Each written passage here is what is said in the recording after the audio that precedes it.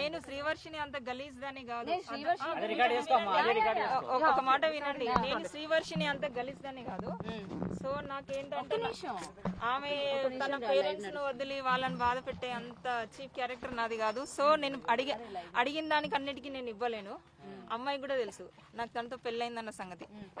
సరే, అమ్మాయిలందరినీ కాపాడడానికి వచ్చాను. అమ్మాయి తన జోలికి వెళ్ళొద్దని చెప్పేసి నేను ముందుకు వచ్చాను. అది కూడా గురువు గారి అమ్మాయిని మనం అప్రిషియేట్ చేయాల్సింది ఏంటంటే ఆవిడ ఎక్కడికైనా సిద్ధం, శ్రీనివాస్ విషయంలో న్యాయం చేయాలి, ఆయనని ఆపాలి అంటుంది. మేము కూడా అదే కదా అడుగుతున్నాము అమ్మాయిని. ఇప్పుడు ఆయన ఆపాలి కదమ్మా, నీ ఉద్దేశం ఏంటంటే ఆయన ఇలాంటి పనులు ముందు చేయొద్దు, చేయకూడదు. దానికి అమ్మాయి చేసి ఆగిపోవాలి. ఆ అమ్మాయి కూడా వచ్చి వాళ్ళ పేరెంట్స్ దగ్గర ఉంటే హ్యాపీ, అంతే.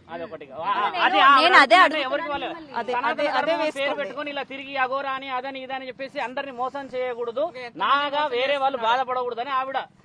నేను ఇంత ధైర్యం చేసి నేను ఒక మంచి ఫీల్డ్ లో ఉండి నేను వచ్చినా అంటే అది కూడా 2 days బ్యాక్ ఆమె రివీల్ చేసింది కాబట్టి నేను వచ్చాను, అంతే. తనకు కూడా మేము కూడా నిన్ను ఇబ్బంది పెట్టాలని కాదమ్మా, జస్ట్ అసలు ఆడవాళ్ళు ఆడిని ఎట్లా నమ్ముతున్నారు అన్నది క్వశ్చన్ చేయడానికి వచ్చాం.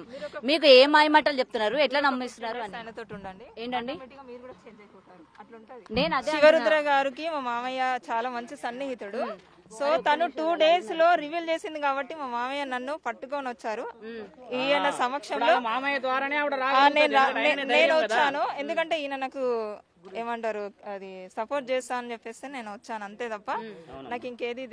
అమ్మాయిని ఇబ్బంది పెట్టకుండా అమ్మాయిని కాపాడే బాధ్యత అందరికి ఉన్న తల్లి. మీరు ఆలోచన ఈ విషయం మా మామయ్య కూడా మొన్ననే తెలిసింది కాబట్టి నన్ను పట్టుకొని వచ్చారు. లేకపోతే